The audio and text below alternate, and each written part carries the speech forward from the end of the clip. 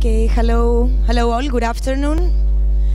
A very big pleasure, personal, but also speaking on behalf of IAAC, to have here with us Professor Bob Sheil. Professor Bob Sheil, as you all know, he's the director of the Bartlett School of Architecture at the UCL in London. He is one of these personalities that he's not only interested in educating people, but also trying through his practice and through his research to start merging everything that is happening in technology, in making, in designing, and trying to figure out projects, possibilities, and new research topics related with what is coming next to architecture. It's also a big pleasure, together with Bob Sheil, but also the Bartlett School, to be together in one of these research opportunities. One of these research projects is the InnoChain project. It's a European-funded project that it's a consortium of 7 schools. We're very glad to work together with PhD candidates that will be working for the next 3 years in different research topics, but as well we will be merging together. And just to finish by saying that Professor Bob is also co-chair at the FABRICATE conference. One of the FABRICATE versions happened at IAAC back in 2010. And well, I'm really looking forward to see where the next one is happening. Probably you'll tell us after your conference about that. In any case, Bob, thank you very much for being here with us, and please help me welcome him.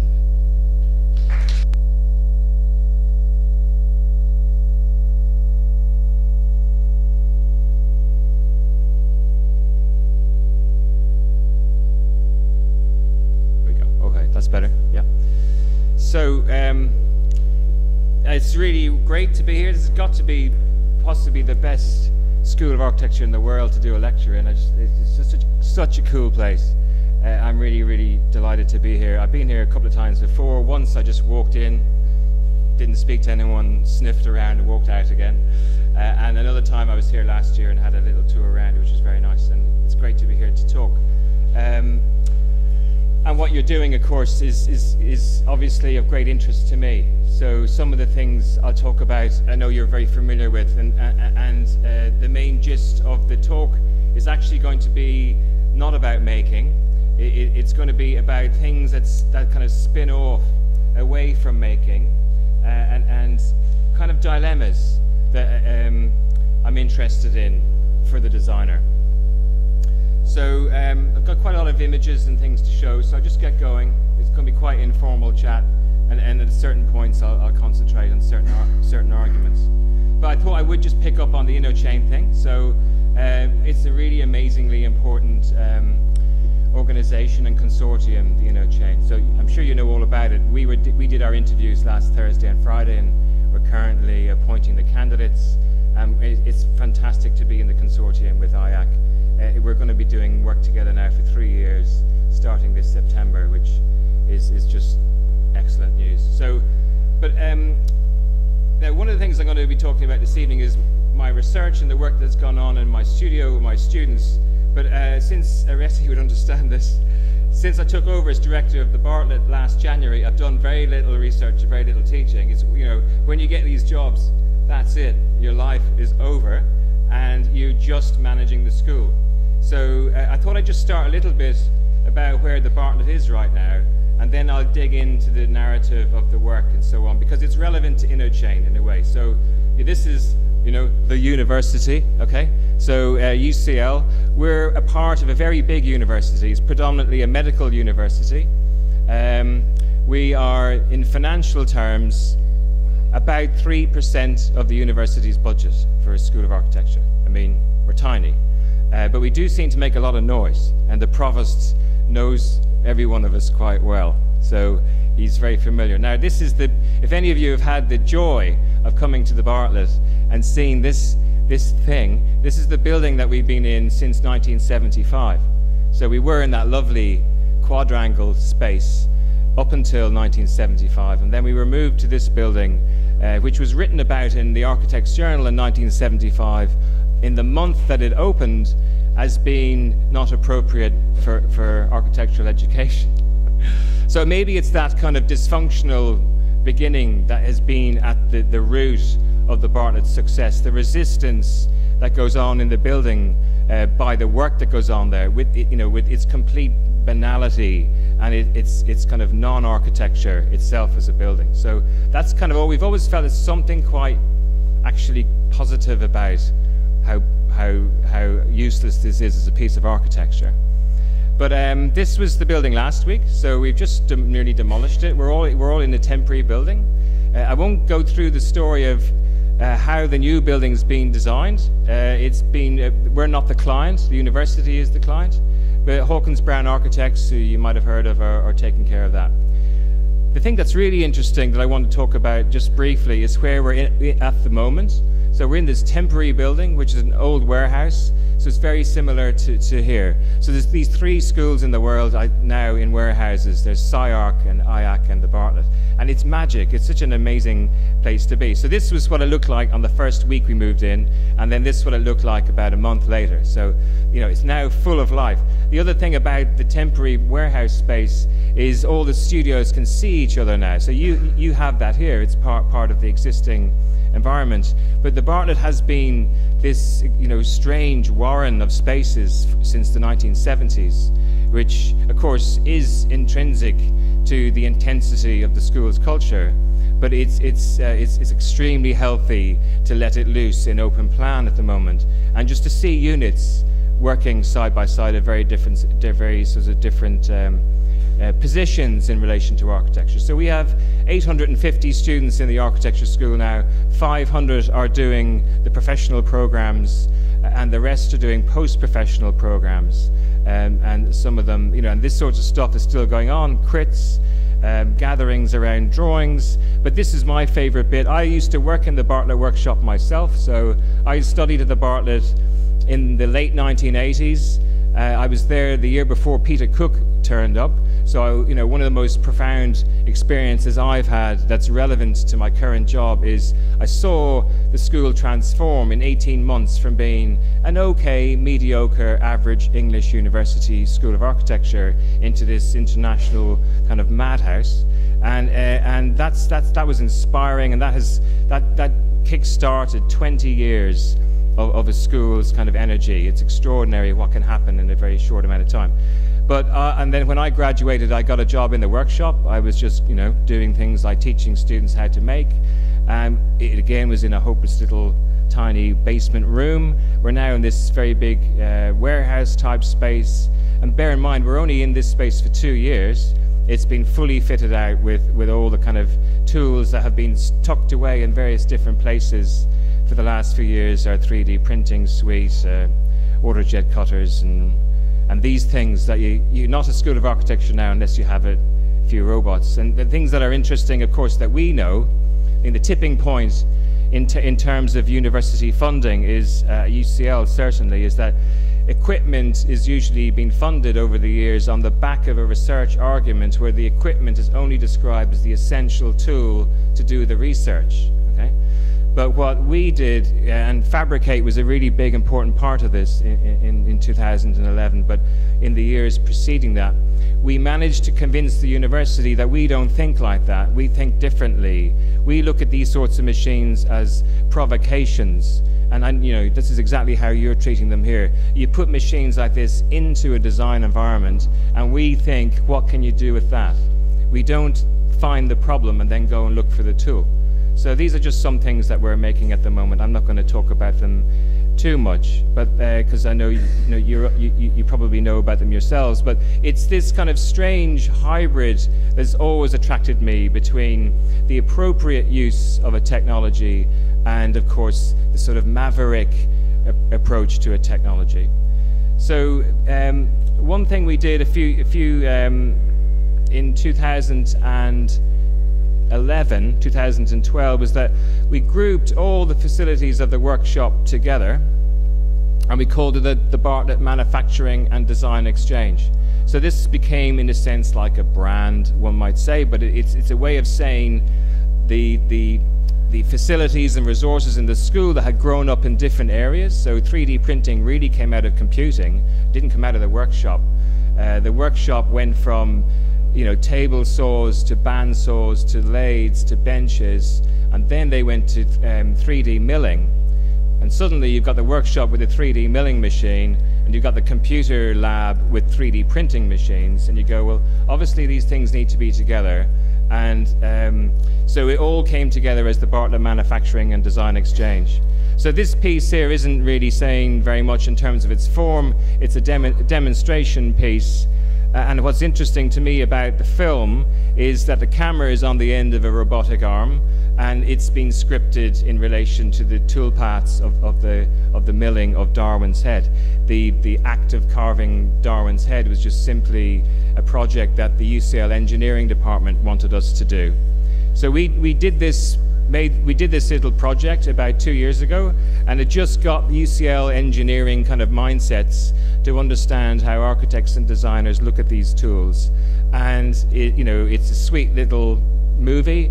It's not saying anything about design or about engineering particularly, but since this project was done, I've never seen a more interesting exchange going on between the engineers and the architects at UCL now. So, back 20 years ago, we were kind of pushed apart for particular reasons, that the architecture school had become bogged down in technology. These things happen eventually. And Peter Cook came in and kind of made it an art school in a way, and it was a very creatively experimental and critically driven machine. But and we kind of turned a little bit away from the engineers. But now, of course, it's a really intimate relationship and quite rich. So there you go. You can see the toolpath of the robotic arm on the end of the camera on the end of the robotic arm. So let's get started on my talk, and it's kind of really called Design Through Production. And I'm going to just meander around 2 or 3 projects and talk a little bit about why they were done and what we were interested in exploring with them. But in each case, what came out of them, the kind of unexplained or the unintentional results of the project. And just to go back a little bit, as I said, I worked in the workshop when I graduated from the Bartlett. I started making things when I was in second year in UCL, when there was no workshop at all for architectural students. And I went across to the Slade School of Art, which is another very famous bit of UCL. And with a friend of mine, started using the Slade School of Art workshops to make stuff. And that relationship built, and we ended up doing lots of things together in a group called 16 Makers. And this piece here, which I won't talk about in a great amount of depth, but I will go through it in a moment. It's called 5502 in Kielder, but I want to talk about moving from the world of being the designer and the maker of a thing like this to being somebody involved in a piece like this. And the thing that combines the two of them is the notion of performance.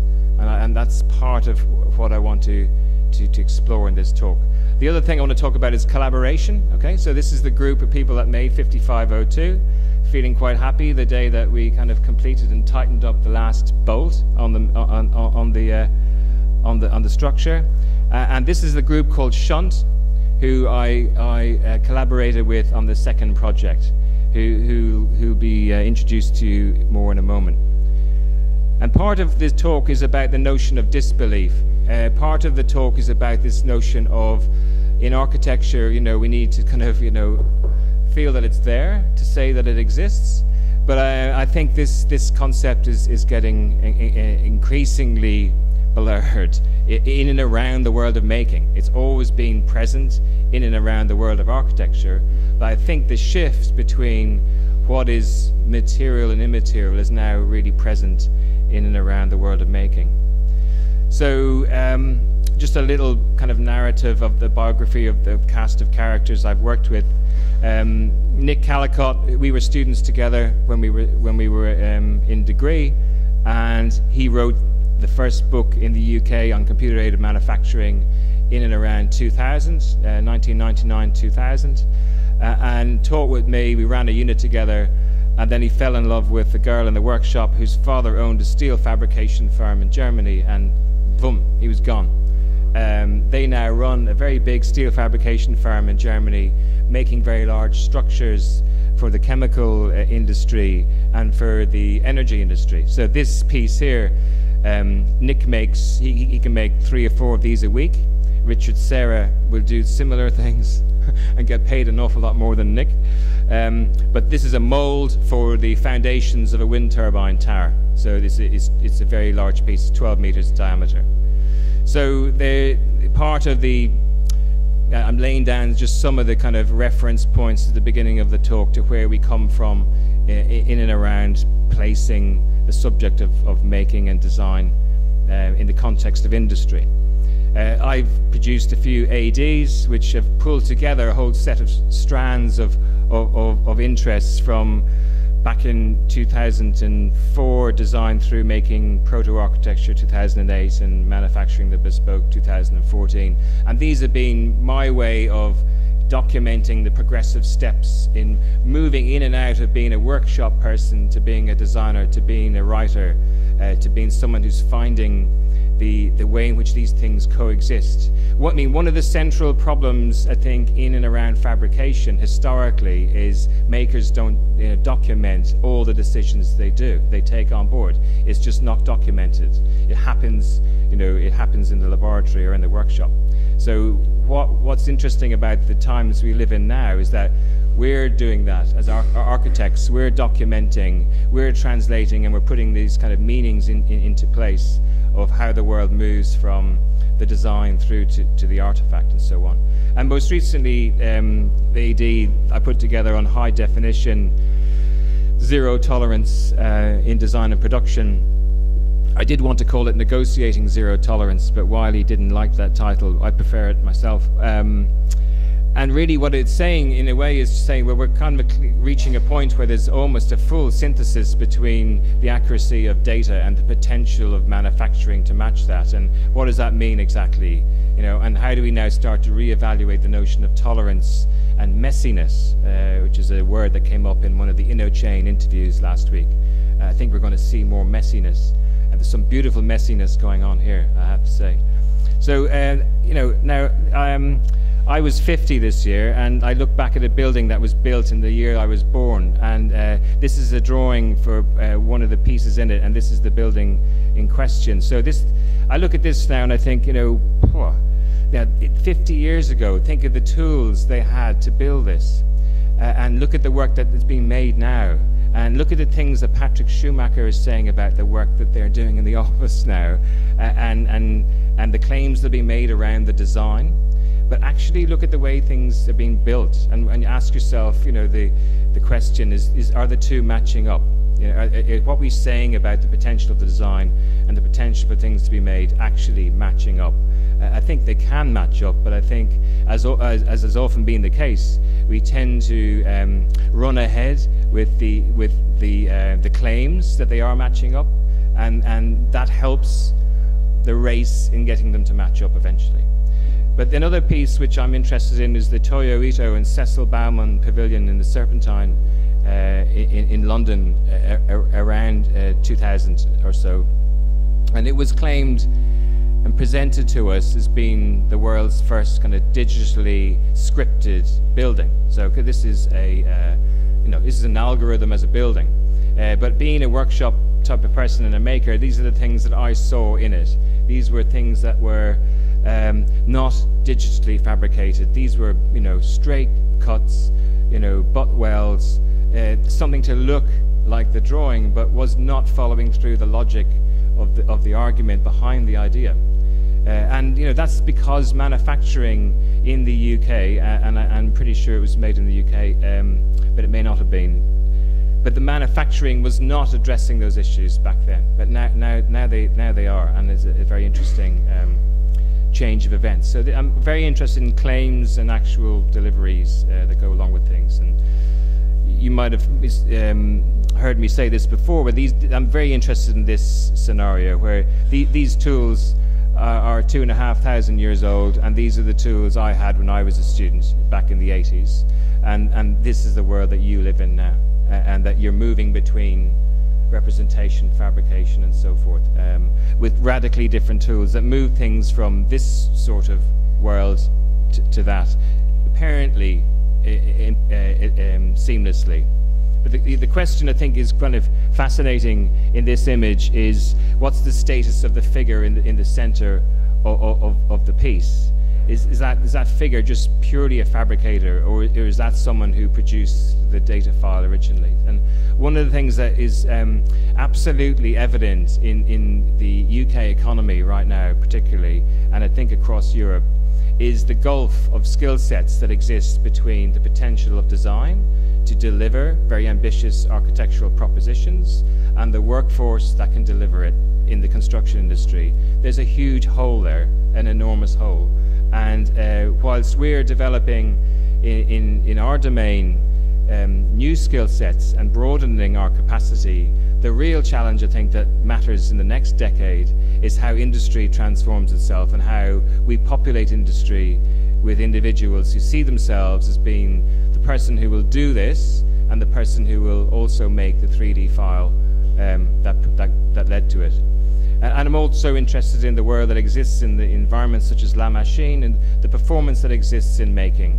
The way in which in their environment the same people are presenting the work to you, taking you on rides, making the work and doing the drawings.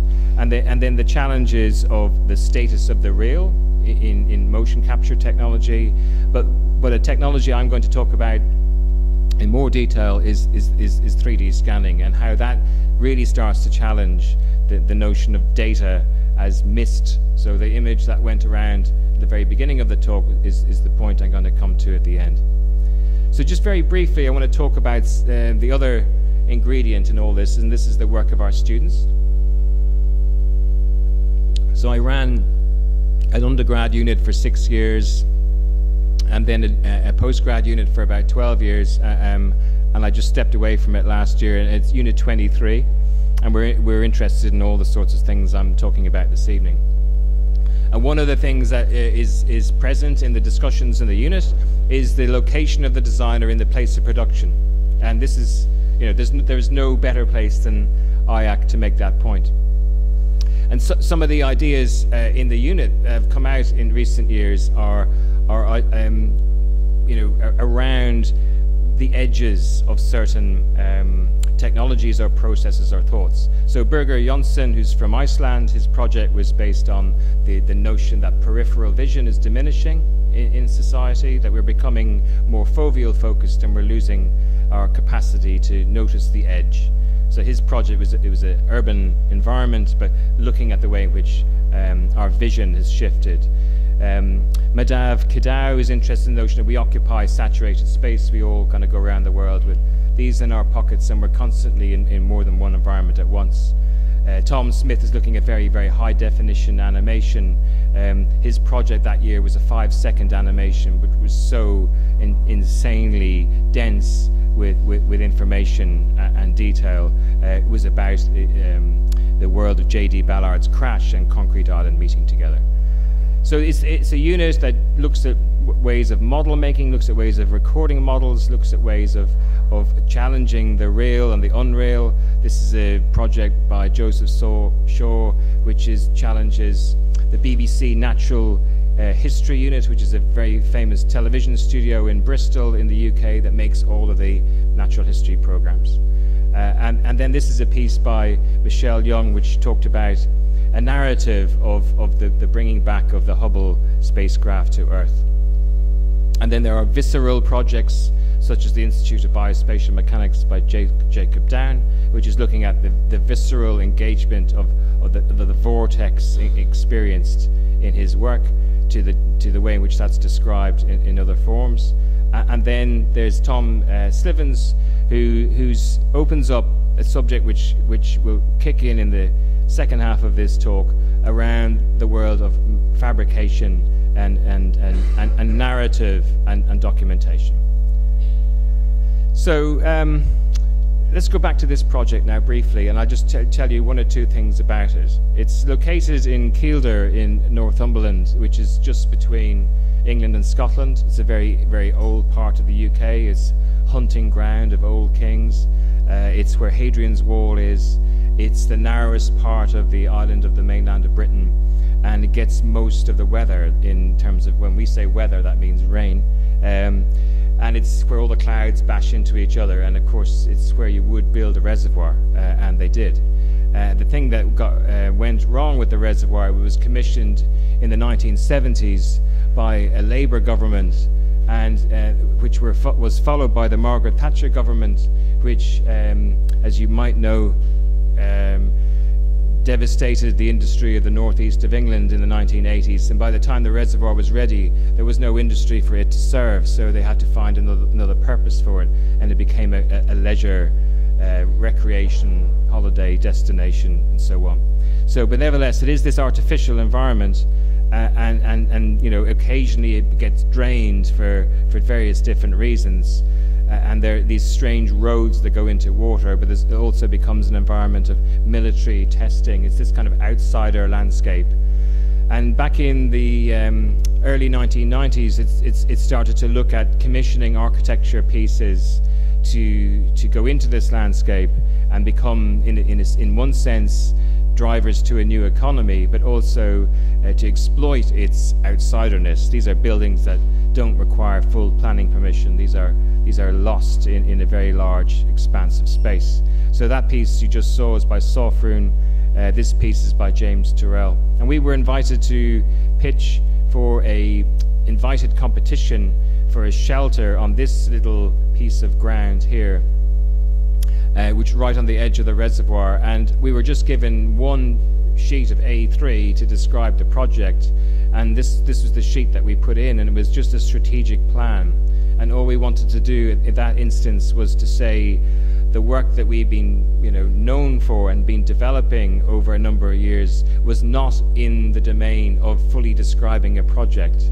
We're not interested in giving the client the rendering of the building and then just walking away and figuring out how you're meant to build this thing that you're stuck with. We're interested in putting forward a diagram, a strategic sketch, and say, we don't know what it's going to be, but these are some of the things it should do. And quite amazingly, they selected us. How that meeting went, I've really no idea, but it must have been quite strange for the conversation to lead towards picking that argument. And one of the other motivations in the project for me personally was to work with Nick again. So he'd gone off to Germany to work and lead this factory. We'd been best buddies for 15 years. We hadn't worked together for 7 or 8 years. And this was a chance to kind of engage with manufacturing at quite a serious scale. So a whole set of drawings were done in London and in Blankenberg and other places, Copenhagen and Paris, and all being sent to one another in fitting to a very tight budget, but also moving extremely fast. So these two sketches were done in a couple of days, and the next day Nick fires back this drawing, which is not a design. I want to make absolutely sure, clear that this is not a design.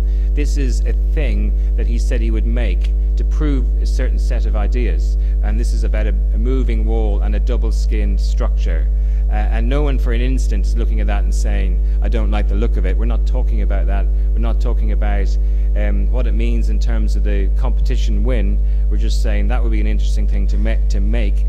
The next thing that happened was we ran a competition in the factory. So there's about 45 employees. About 30 of them are welders and steel fabricators working on 2 shifts. And when you're in industry, it doesn't matter if you have a different welder on a project, they move around. It's as long as the piece delivers technically what it was asked to do, that's fine. But if you're in the world of making a very particular, bespoke, experimental shelter in a landscape that wants to talk about making, we wanted the same welder to make the whole project all the way through. So we ran an exam, which was on this test piece. And then that developed into this idea of how you could make a standard size sheet of steel work very hard for you structurally with very little else done to it apart from folding and welding to make a wall. And this piece was made before any further designing had been done. So we got from the sketch to this without any further kind of resolving of a design. And that's something we're very familiar with, is just to design in a workshop, to design with processes and materials. And if you look at the model here on the left, you probably can't figure it out, but those are two pieces of card just sitting on two 3D printed shells, which were scaled down versions of what was built at 1-to-1 in the factory. So this is a complete reversal of where the relationship with manufacturing normally operates, is we're inheriting a design from the manufacturer and seeing what that might mean to us at a different scale. And then it's just like making something on a desk, but at 1-to-1, and we're using gantry cranes and all the technology of the workshop. A space you're looking at there is about 120 meters long and 28 meters wide, just to give you a sense of what size it is. And then, of course, there is this, you've got to move back to the site, and this is a GIS file of just the tree mapping of the site. We didn't have 3D scanning available to us when we did this, by the way. I'm coming to that moment pretty soon. And then it was just, in a sense, of bashing out the project. I know that this is kind of language of a workshop in a way, but it was about going, well, that works, let's try another move. And these are very unusual circumstances. Our architectural practice doesn't normally operate like this. This is, experimental manufacturing in a way, and seeing what can be done. So there's Rudy, who's doing the semi-automatic welding on one of the seams of the skins, and this is the roof piece being slid over on top of the shelter when it's half made. And then these are some pieces being made using medieval technologies. This is one of the door pieces, and this is it near complete in the factory, where we're making judgments on it at 1-to-1. And because it has been an absolute belief of our work from the beginning, when we first started making chairs and tables and things, that the world at 1-to-1 is different to any other scale, and it is something that architecture is always challenged by, that we don't work at 1-to-1 always, and it's that translation that's always sometimes caught us out, but also given us enormous advantages. So here are the two guys who built it, coming to the north of England, their first time ever in their lives outside of East Germany, and this is the site that it ended up being installed on in about 3 days, bringing the same jigs that were in the factory for setting it out, made of course from the same files that the piece was made from. Now, the project was always designed not to have a concrete slab. It was designed to sit on pile foundations. We didn't like the idea of having too much concrete, but in the nature of these kind of big landscape forestry projects, you get caught out sometimes, and you get a phone call and they said, well, we just happen to have a load of concrete left over, so we thought we'd cast you a slab. Aren't you happy? You now got some extra concrete. And that really wasn't great news, because they did it in such a hurry. It wasn't flat, so it actually has a very sharp camber on it. So a lot of the work in building this on site was actually getting it to come back together again like it was on the factory floor, which was nice and flat. That's another point to think about when we move on to when it got scanned. So this is it in the forest a few days after it finished, and so on. Now, about a year later, two guys who I think have given a talk here, ScanLAB, Matt and Will from my unit, who were students of mine at the time, and the scanning equipment arrived in UCL, and I asked them to go up and scan it. And you've probably seen this film before, some of you. And the point about it is that apart from it producing interesting visuals, it is, of course, the only true digital record of the project as built. We didn't design it in advance to a CAD file and then build it and then install it. There are lots and lots of things that are built here that weren't produced from CAD files. They were kind of deviations, shall we say, from a design decision, because you're in a factory looking at a machine pressing the steel and going, well, even though it was meant to do one thing, I quite like what it's just done. Let's just leave it there, and that doesn't get put back into the file. So, but this is really the turning point of the talk, because everything I've talked about so far, in a way, was what I thought my architectural career was kind of always meant for.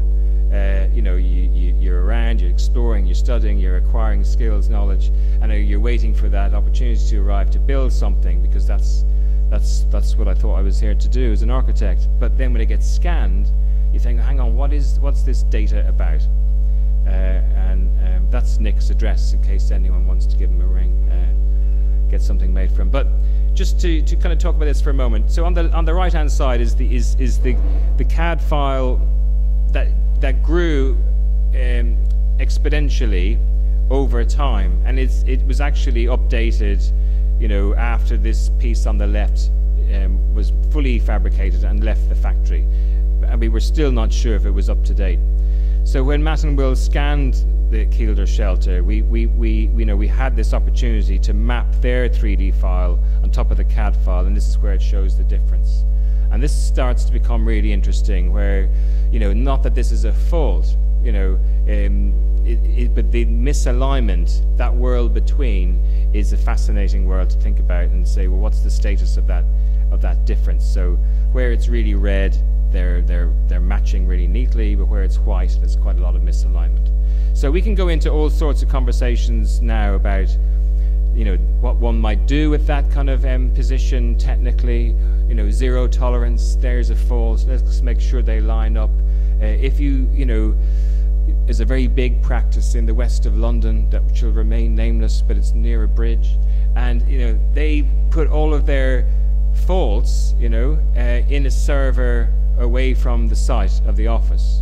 So with this kind of fear that a fault is something that you can be kind of, in a sense, claimed for, you know, there can be a claim put in against a fault. A fault in our world, your world, my world, is research. It's something that we can, you know, unravel and kind of make some sense out of in a way that wasn't intended. So if I could just ask you to, you know, assemble that project and where it got to at that point.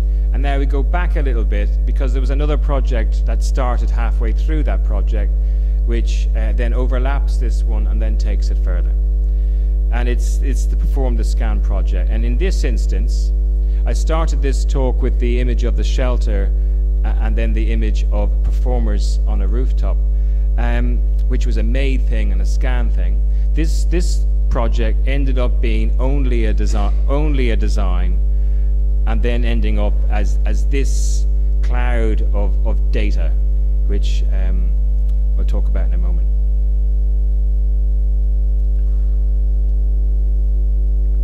So it was about a year or so, no, it was the year that this shelter was being made in the factory that we were approached by the Central School of Speech and Drama in London, which is a very famous drama school, with a very, very small budget to build, for my students, to build a temporary structure for a conference, for a one-week conference.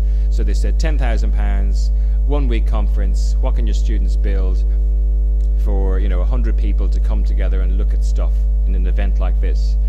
The interesting thing about the Royal Central School of Speech and Drama, and that's it on the right hand side, is it faces another theatre. So, you know, in central London you get theatres side by side, but this is in the suburbs. It's quite strange. It's two theatres on a street facing side by side. One is a school and the other is a commercial theatre. Both of them have auditoria, but one has big public spaces for restaurants and cafes and so on. The other one has workshops and rehearsal rooms. So they have commonality, and then they suddenly go off in their different ways. One is a place for the production and development of new works from scratch, so to speak, through the hands of students. And the other one it's for the first commercial outing of a new performance in the commercial world. And they're only this far apart. And it was off this space we were asked to look at where we might build this piece for the conference. And the conference was entitled Making Theatre. The space they wanted us to look at was a space they'd used for performance themselves several times. So it had its own history, you know, within the culture of the school, which wasn't just the pragmatic issue of housing a conference that didn't have enough space in the building for all the delegates. Well, to make quite a long story short, the students in the unit at the first presentation of their ideas, just 2 weeks into the project, had so many ideas. The Royal Central School of Speech and Drama said, forget about the temporary building, let's just fund all your projects as ideas, and we put on an exhibition at the conference, and we'll just squeeze in somehow, we'll do without this extra space, because they found the ideas so rich and interesting. We produced a catalogue, and here are just some of the projects that came out of it. James' project was about this idea of these kind of almost Roman gladiator type structures that would meet one another in various different locations. Frank Gilks was interested in a kind of student-y kind of version of a Diller Scorfidio project of these hinge space meeting over different sorts of reflective environments. Matt was interested in skins being manipulated, and Katrina was interested in parasites to the existing building.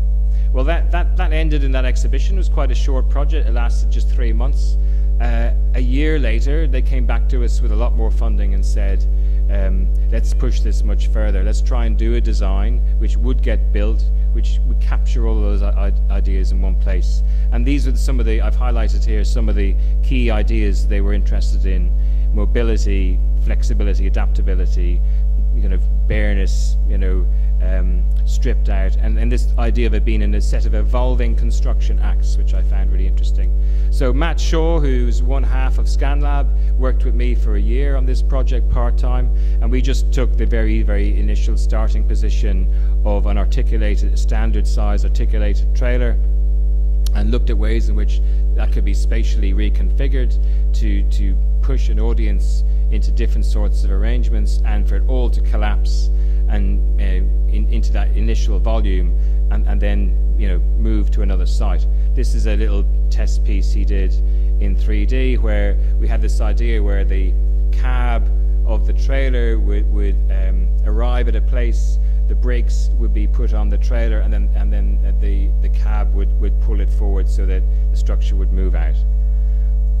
Another piece we made was done exclusively because we heard we were meeting somebody who had very little time but an awful lot of money, and who had no time to read emails, no time to, in a sense, watch a presentation. So this was a little flip book that captured the project as this kind of evolving, movable structure, and that's just a little free tip for you.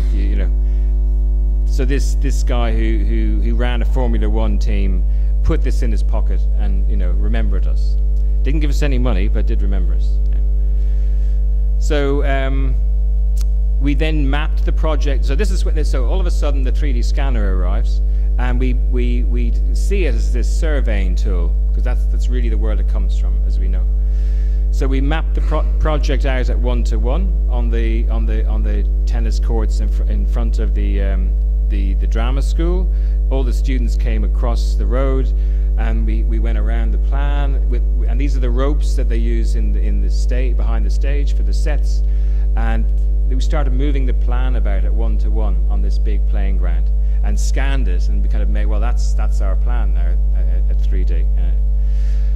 And then Matt went off and he developed a whole set of Rhino models, which are just about exploring this notion of an articulated structure, and this is more choreography than technology. I mean, this is very much it was taken to the level to describe an artifact doing a certain set of things, and that was developed over time in consultation with different types of users, different types of performance, and we were kind of thinking of the conventions the school already had, but also other users that might not be from the school themselves at all.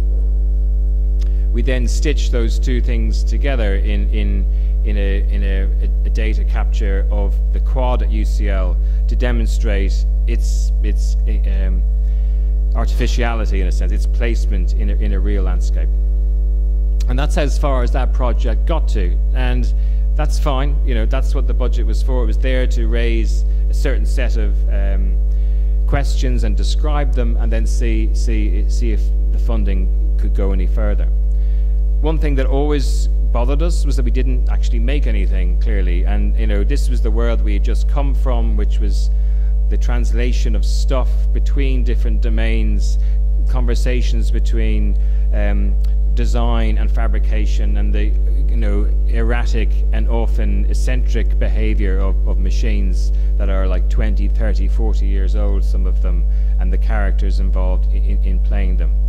And in this solidity one gets from the delivery of all of that, being followed by a project that's only described as a drawing, in a sense, is something that feels unresolved in the portfolio of our work.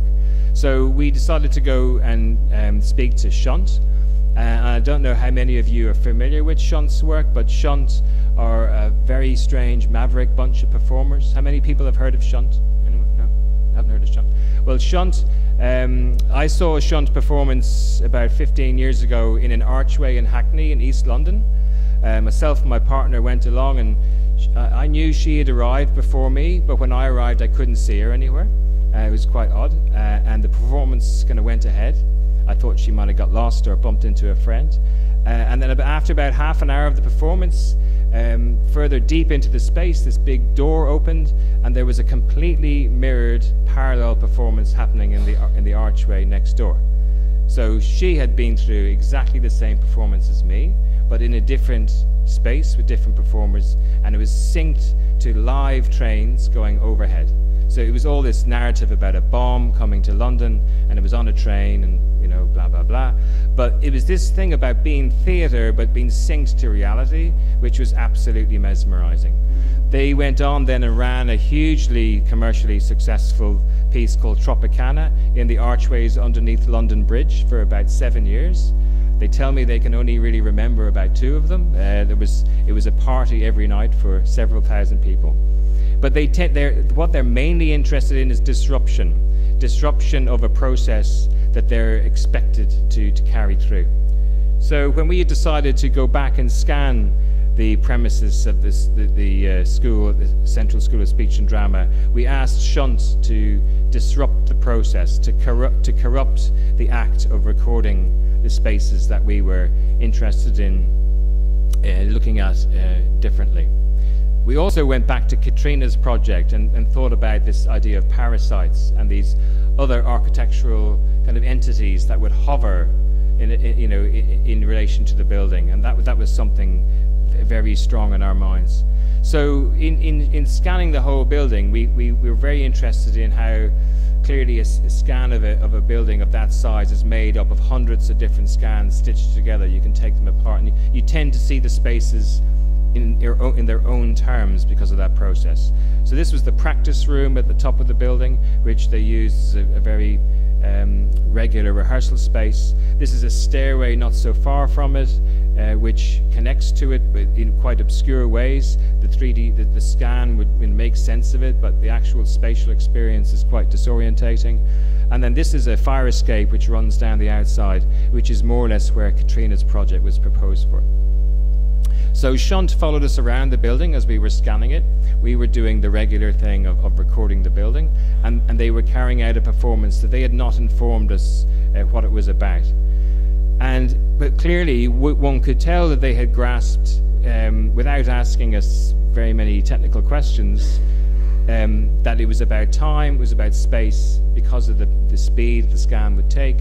It was about stitching things together. It was a form of collage of time and space and modeling. And what clearly they were doing was a bit like what we did in the factory, which was carrying out certain acts of performance as separate pieces in the knowledge that they would put them together in different ways later. So this was the one piece. This was another one of a fake murder scene. This was an enactment on the roof terrace in one space. But if you go back to the crying room, this is a view of it from above. The scanner, of course, you can tell, is sitting over the black circle. That's the space it can't scan. And to the left of the figure, who's Hannah, there was a mirror. And so the scanner is looking into the mirror, seeing her reflection, and then placing her reflection in this other space, which in terms of the point cloud model, the data, those points have exactly the same value as the value of the real artifact, and yet they're there. So this really played in our minds that you could actually build an architectural performance, spatial performance that didn't, in a sense, exist to the eye. So we go back to the workshop in the Bartlett and we put a mirror on the end of a robotic arm, which of course is synchronized and choreographed to a certain movement, a certain geometry, and we scan that. And we get these sorts of strange effects, which is this supernatural kind of material that exists outside the domain of the visual.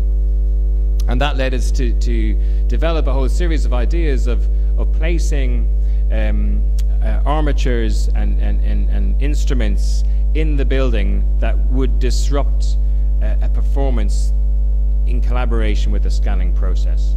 So these next series of drawings were done by one of our students, Thomas Pearce, and he worked out how a figure in one position and a scanner in another and a row of mirrors in a particular array of angles and sizes would develop a progressive projection of that figure in space the other side of that wall. So that's a plan of the practice room, and this is an analysis of the geometry that would be projected from that practice room. This was again a series of geometric calculations of a constellation of large and small mirrors on the staircase that would capture individuals at key performance positions and put them back into the same positions that the projections from the practice room were directed towards. So this idea of these various constellations of architectural spaces were being corrupted by this set of instruments to project a performance that you couldn't see in one place that you couldn't get to. And this is, to give you a sense of how that all comes together. The only kind of hardware that the architect, us, produced were these armatures, very accurately made, very accurately installed because of the geometry they had to create in terms of the real modeling, but in a sense invisible, very little architectural intervention. Our work was about understanding the choreography of the event. So these are the mirrors in the staircase, one outside and all the rest are inside, and these are some of the effects on the left that one gets from the projection of the performance in the practice room from one angle and another. So, so we did this first scan that I've just shown you some images of in about April 2013, and in September 2013 we did the whole thing again as a public performance. So we had that scan from April with those kind of maverick subversive interventions that were done by SHUNT. And then we invited 60 people to come to the location. We divided them up into groups, and they all went into these different scripted narratives in different spaces, and they were being scanned. And then they all came back together in this one space, which is the back of the stage of the main auditorium in the school, where they were shown on one side of the screen a film that I'm about to show you in a moment, which is the April 2013 scan, which takes the audience through something they didn't see but was reenacted. Beside that screen was a live navigation of the new model that had been produced that night. In 45 minutes, a new model had been produced. And then around the periphery were a whole set of other sort of surveillance type information, which was photography, CCTV cameras, recorded voices and so on, so that when the 60 people came back together from 4 groups into one, they were being presented with this, in a sense, voyeuristic analysis of what had gone on that evening. On top of that, on the table on the bottom image below, the SHUNT performers read a script to the audience about this entire constellation. Now, this film is 4 times the speed that it was read out, that it was projected at on that night, and we don't have time to slow it down. And all I want to do now is ask you to piece your version of that story together in your heads, because it's still quite scattered as a description, and then listen to some of the text that SHUNT wrote, which for me I think is an incredibly powerful way of interrogating the spatial consequences of this technology and the immaterial consequences of it, but coming not from an architectural practice, but coming from performance. So this is the text that was read out on the rooftop in that moment when everybody's moving in a circle. And it goes, "This is a summary of events. You were all here. We are walking in a circle. You aren't here. You're jumping through walls and looking at yourself in the mirrors. In some you look fatter. There is no circle. I'm walking between Philip and Michael. It's a cool evening.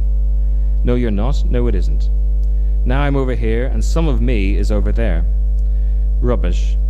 We aren't here anymore on this roof. We're all together in the dark, sitting down. You can see us, but we left yesterday. We left last week.